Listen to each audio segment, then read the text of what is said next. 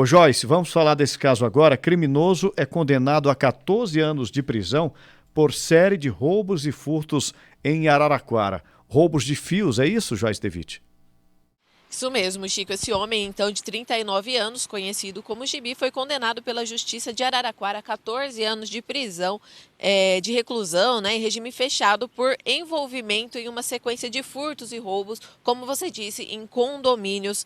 E isso aconteceu, esses furtos, né, aconteceram no ano de 2024, ali por volta de dezembro e também no início desse ano, viu? Ele é apontado, então, como autor de crimes cometidos em condomínios e também em imóveis em construções. Segundo informações, então, a investigação que levou à condenação foi conduzida pela SIG, da CPJ de Araraquara. E o criminoso foi localizado e preso no Jardim Paraíso, na zona norte da cidade, após o cumprimento de mandado de prisão expedido com base nas provas reunidas. Conforme consta, então, o homem ele invadia esses imóveis e, além de fios de cobre, ele também levava joias, aparelhos eletrônicos, bebidas importadas, chegou a levar uma caminhonete e até uma bicicleta elétrica avaliada em cerca de R$19 mil.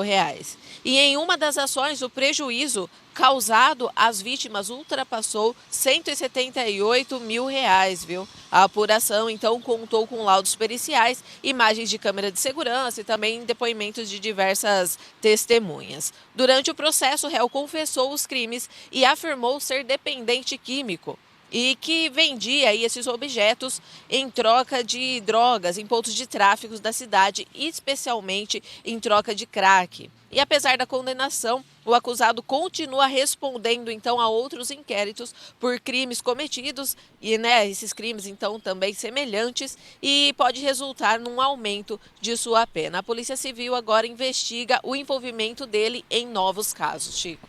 Joyce, eu vou pedir para você repetir, porque não sei se a Bonalda prestou atenção, porque nós tivemos um debate aqui recentemente sobre essa questão.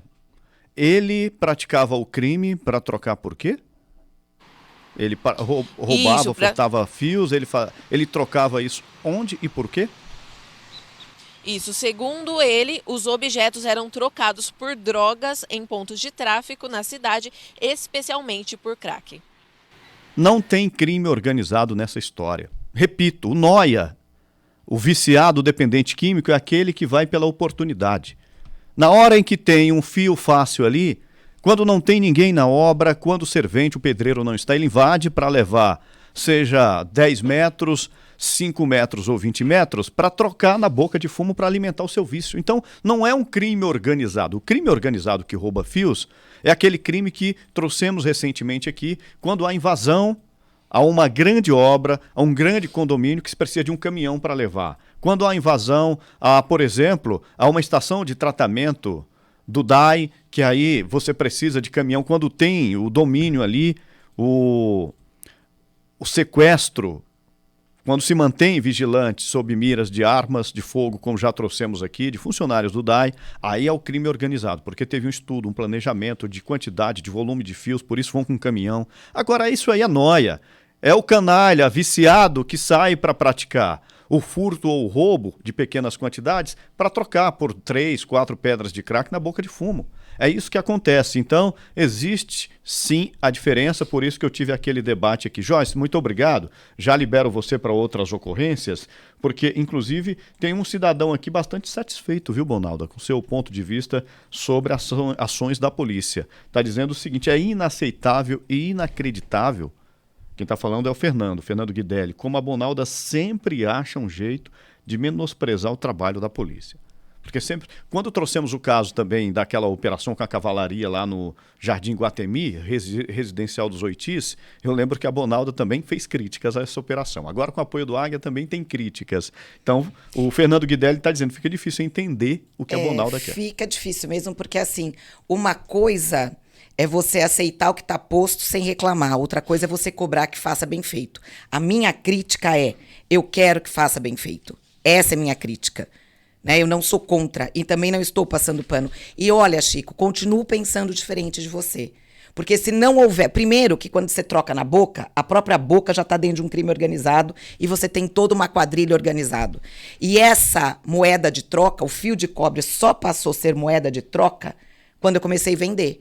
Porque até então ele não era. Você acha que há 10 anos atrás, Ed, você que fazia, cobria delegacia, e eu atuava nessa área, na época, inclusive pela Defensoria Pública, você ouvia falar que trocava fio. Mas não existe uma organização, Claro que existe, Bonalda. alguém compra, não, Chico. Não existe. É que você disse aqui, quando tivemos o debate, que esses viciados eram aliciados pelo crime organizado, e não é. Não é. Ele é aliciado pelo seu vício, ele quer alimentar o seu vício. Então, se ele estiver passando na frente de uma obra, se tiver uma carriola, ele vai levar mas você acha qualquer produto que ele de valor. aliciado... Às vezes, até a garrafa de café do pedreiro, ele leva para a boca de fumo. Enfim, se a boca de fumo não pegasse esse fio de cobre como moeda, porque ele tem toda uma organização por detrás dele, esse Noia não pegaria e não roubaria fio. É uma coisa óbvia. Então eu tenho um exército nas ruas roubando fio de pedacinhos e pedacinhos, entregando numa boca.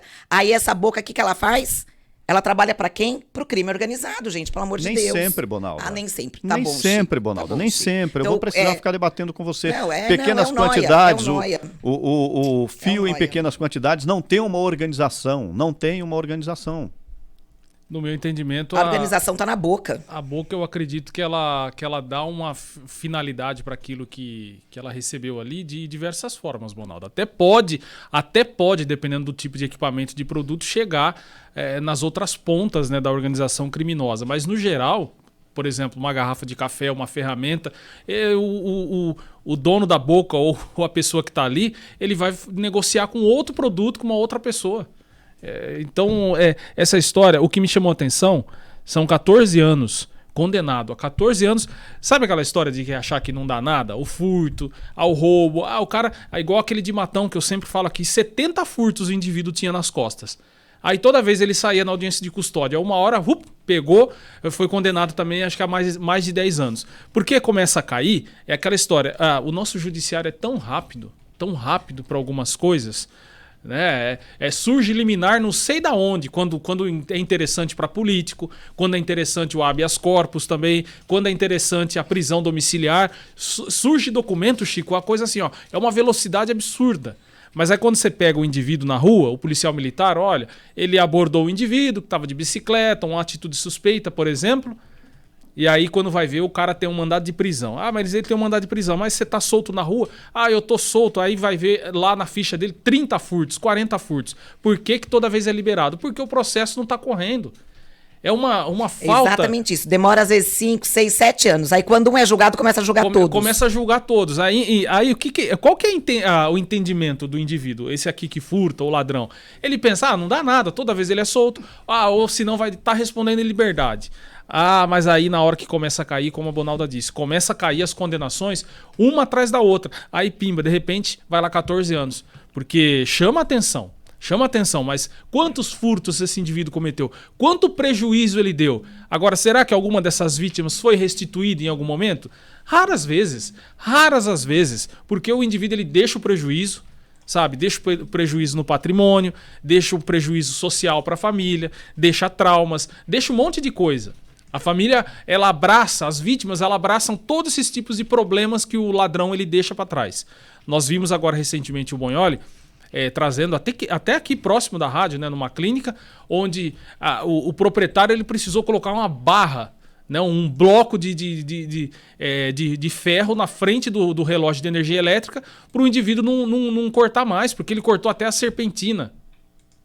Concertina. Concertina. Eu sempre troco essas desgramas dessas duas palavras. Também tanto faz. É no carnaval. É carnaval, mas é o carnaval que eles fazem na vida da gente. De qualquer forma, tá certo também. Porque, olha só, o cara ele corta a concertina para poder arrancar os fios. O proprietário ele teve que gastar acho que mais de R$1.000, R$2.000 para colocar uma barra, um bloco de ferro, uma porta de ferro, de aço, pro indivíduo não mexer. Ou seja, é só prejuízo. E Bonaldo, eu não acredito que tenha nesses, como você disse, tem um exército nas ruas. Eu acredito também que a maioria seja para alimentar o próprio tráfico, o consumo, né? O consumo próprio, o vício, Chico, alimentar o seu próprio vício. Não, mas quando eu falo o exército, mas quando eu falo exército, são pessoas que têm uma vulnerabilidade, o tráfico se aproveita dele. Ele não tem a consciência que ele está alimentando toda Não, uma de forma- cadeia. de forma não, assim, ele é usado de forma pela não situação. objetiva, né? Exatamente. De forma não objetiva. Não é que, eu entendi agora, não é que aquele que Não, está ele na não rua, vai ser olha, eu contratado, sou não. funcionário, eu trabalho, eu levo em tal ponto, é isso e aquilo. Mas existe no sentido figurado um exército A própria boca fomenta, me Certo. traz cobre que eu te Perfeito. dou a droga. Perfeito. A própria boca fomenta. É óbvio que eles não são contratados por essas quadrilhas, mas eles fazem parte desse esquema, porque é uma mão de obra muito fácil e rápida. E então, você achou relevante esse nosso conteúdo? Você pode fazer a sua inscrição aqui no nosso canal, curtir também o conteúdo e outra coisa, né? Compartilhar com seus amigos para que essa informação alcance outras comunidades. E também aquela história, se você quer comentar as notícias, você pode ficar à vontade, tudo aqui no nosso canal do Portal Morada no YouTube.